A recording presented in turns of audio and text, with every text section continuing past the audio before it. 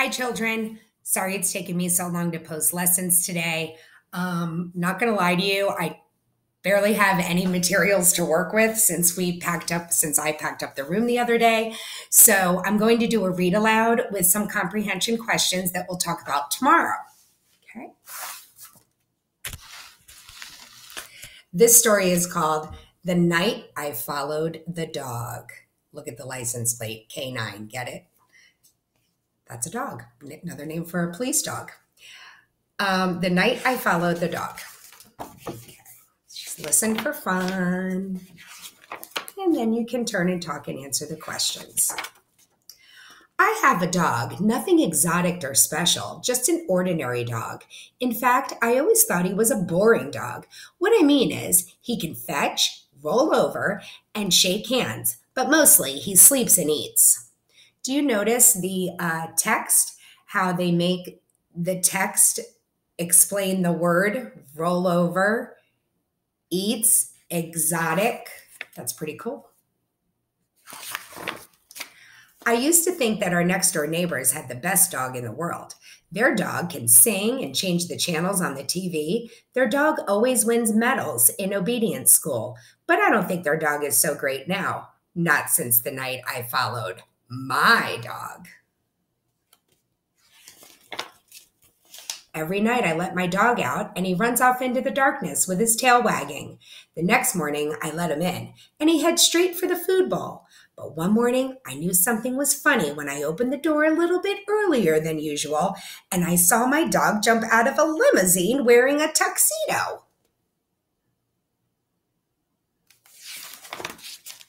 Before I could look twice, he disappeared into the backyard. I opened the kitchen door and whistled. When he came into the house, he was the same as he always is, hungry. I really wasn't sure that I believed what I had seen, so that night I decided to follow him.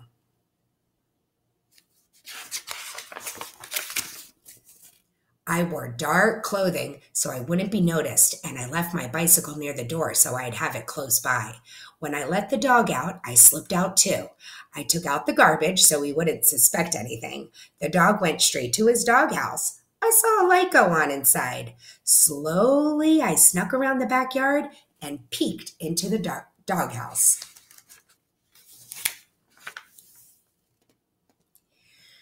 This was not the doghouse that I helped build. Inside there was a living room, a bathroom, and a huge closet full of fancy clothes. The dog was in the bathroom. He was wearing a tuxedo and fumbling with the bow tie. When he came out, he usually walked out of the doghouse, across the yard, and down the street. I'm sorry, let me go back and read that. He casually walked out of the doghouse, across the yard, and down the street. Casually means not a care in the world. I grabbed my bicycle and followed him. 2 blocks later, I saw a limousine pull over. The dog got in and the car took off. I started pedaling faster. The car headed across town. I thought I would lose them, but luckily they were stopped by a few red lights. After a while, I found myself in a part of town that I had never seen before. The buildings all seemed to be empty and it was very quiet. The limousine stopped. I hid and watched my dog get out. He disappeared into a building and the limousine pulled away.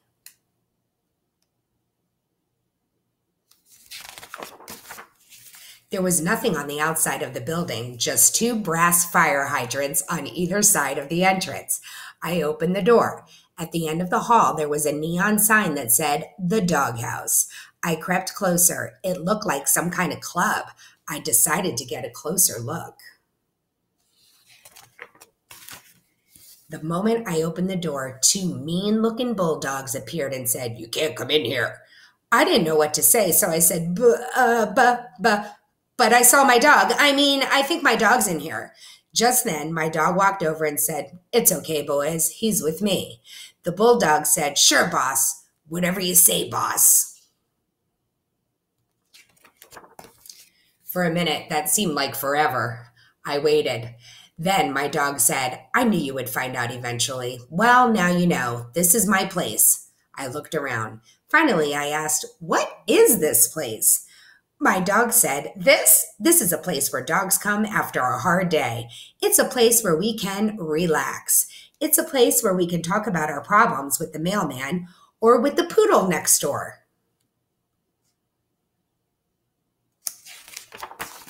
See all the sofas? We can sit on the sofas here. We can get treats without having to lie down or roll over or play dead.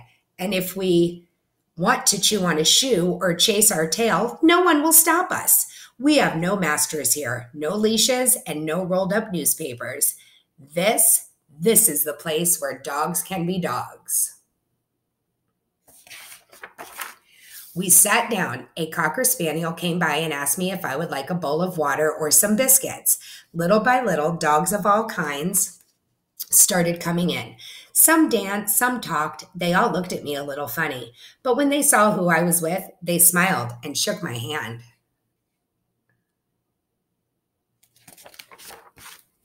At one point, my dog waved to an Afghan with a camera. She came over to our table and took a picture of us together. Being with my dog made me feel like a movie star. You guys see that? Doggy. Just when I was really starting to enjoy myself, I looked at my watch. I told my dog I had to leave or I'd get in trouble. He nodded. I think he was about to say something, but a glamorous greyhound grabbed his paw and whisked him onto the dance floor. As he was getting up, he tossed me the photo of the two of us. Then he bowed slightly and disappeared into the crowd. It was way past my bedtime. As I pedaled home into the cool night, I thought to myself, now I'm really going to be in the doghouse. But then again, that might not be so bad. The end. Okay, boys and girls. Why did the dogs belong to the club? Okay, why did the dogs belong to a club? Like, what did they get to do there? Why did they enjoy it? Why did the boy's dog come back home through the back door when he was watching him the first time? Why does the dog come through the back door if he gets out in front of the house? And your last question is, what did the boy mean when he said, now I'm going to be in the doghouse? What does that saying mean when someone says that? Uh-oh, I'm going to be in the doghouse. All right, thank you. I'll see you tomorrow for your certificates at 11 o'clock. I'll send you the post tomorrow morning. Love you. Bye.